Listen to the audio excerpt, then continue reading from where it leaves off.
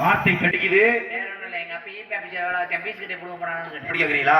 நீங்க பிறந்த எங்க அப்பாவுக்கு அப்ப எங்க அப்பா எங்க நான் கேக்குறா. அப்ப யார்கிட்ட போய் கேட்க? நீ யாருக்கு பிறந்த?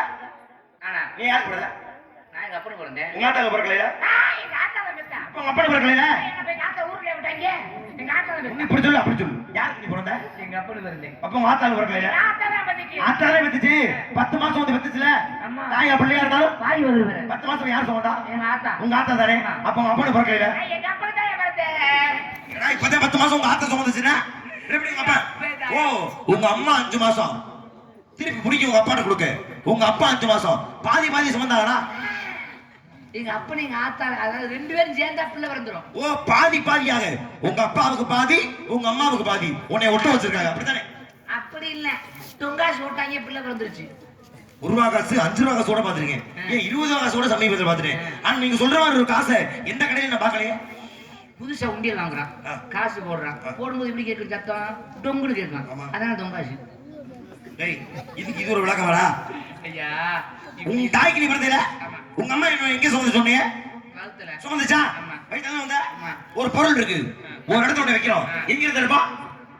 பொருள் வச்சோம்னா வச்ச இடத்துல தான் இருப்போம். எங்க இருந்து வந்த? வகுத்து வந்து. அப்போ உங்க அம்மா வயித்தை கிழிச்சு உன்னை உள்ள கொண்டு வச்சது யாரு? வகுத்த கிழிச்சிட்டு போய் வச்சாங்க. வகுத்துல வைக்கலையா? அப்புறம் எப்படி நீ உள்ள போன? கீழே வச்சாங்க.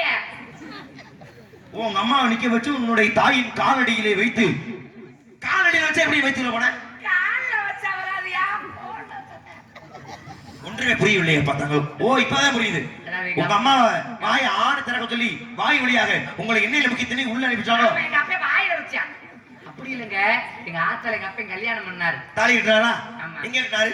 கழுத்துல கட்டினாரு. அப்ப பிள்ளை வாயில வந்திருக்கணும். ஏன்டா வயித்துக்கு போன? அப்படி இல்ல, கல்யாணம் பண்ணி முதராத்திரி பண்ணி பிள்ளை வச்சாங்க. அப்படி முன்னாடி சொல்ல வேண்டியதானே. ஒரு ஆணுக்கு எது முதல் ராத்திரி? எம்பெருமான் சிவனுக்காக வணங்குறமே சிவன் ராத்திரி. அந்த சிவன் ராத்திரி தான் முதல் ராத்திரி. அப்ப சிவன் ராத்திரி உங்க அப்பா என்ன பண்ணாரு? அன்னைக்கு முடிச்சுட்டு வேடிக்கை. அப்படி இல்லைங்க, முதல் இரவு. முதல் ராத்திரி முதல் சிவன் ராத்திரி முதல் ராத்திரி முதல் இல்ல, கல்யாணம் பண்ணி முதல் பண்ணுவாங்க. தாலி கட்டினவங்களும் தாலி வாங்கினவங்களும் பண்ணுவாங்கல்ல. அப்படி சொல்ல வேண்டியதானே. இப்ப புரிஞ்சு எனக்கு. தாலி கட்டியவரும் தாலி வாங்கினவங்களும் ஒரே அறையில இருந்தா நீங்க பிறந்துட்டீங்க. இப்ப முதல் முடிச்சு உங்க அம்மாவுக்கு போடுறாரு. உங்க அப்பா முதல் முடிச்சு போட்டாரா? அங்க அம்மாவுக்கு பின்னாடி நின்று 2வது 3வது முடிச்சு யார் போட்டா? உங்க அத்தை. அதாவது உங்க அப்பாவோட அக்காவும் தங்கச்சியும். அப்ப உங்க அப்பாவும் உங்க அப்பாவோட தங்கச்சியும் அக்காவும் ஒரே அறையில இருந்து உங்களை பெற்றுட்டாங்க. சரியா? அக்கா தங்கச்சி வச்சுட்டு எங்க அப்பா மண்ணு வேடிக்கை. தாங்கள் தானே கூறினீர்கள் தாலி கட்டியவரும் தாலி வாங்கியவரும் ஒரே அறையில் இருப்பதாக. சுருக்கமா சொல்லிடுறேன். சொல்லுப்பா. எங்க ஆத்தா எங்க அப்பா கட்டிட்டு வரும்போது எங்க ஆத்தா வீட்டுல இருந்து சீதனம் கொடுத்து விட்டாங்க. என்ன? சுருப்பை. சரி. அந்த சுருப்பையில எங்க அப்பா சில்லற காசு போட்டுட்டே வந்தான். சரி. சுருப்பை நிறைஞ்சிருச்சு, பிள்ளை பிறந்துச்சு. நீ சுருக்கு பை தான் சொன்னியா இல்ல வேற எதுவும் பைய சொன்னியா? நல்ல வேலை, அடுத்த காசு போட்டு வந்தானே இல்ல ஏற்கனவே போடணும் முடியாது. புரியுதமா சொன்னீங்க பத்தியில வாழ்த்துக்கள்.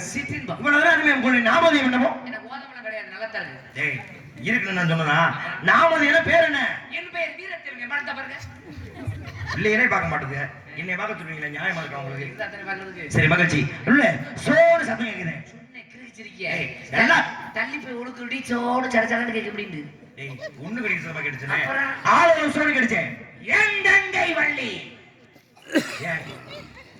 ஏன் இவ்வளவு ஆக்ரோஷம் எதுக்கு உனக்கு? என்னை விட பேச்சாற்றல் மிகுந்தது. அப்படியா? முடிஞ்சா பேசி ஜெயிச்சு. நம்பலாமா? முடிஞ்சா பேசி அது நடக்குது. ஆனா அதுக்கு முன்னாடி இன்னொரு சத்தம் கிடைச்சேன். அது யாரு? உங்களுக்குலாம் ஒரு ஆளா? அந்த பிள்ளையை நான் பார்க்கலாமா? குட்டி எடுத்துருவேன். குட்டி வந்துடுங்க. எவ்வளவு தருவீங்க?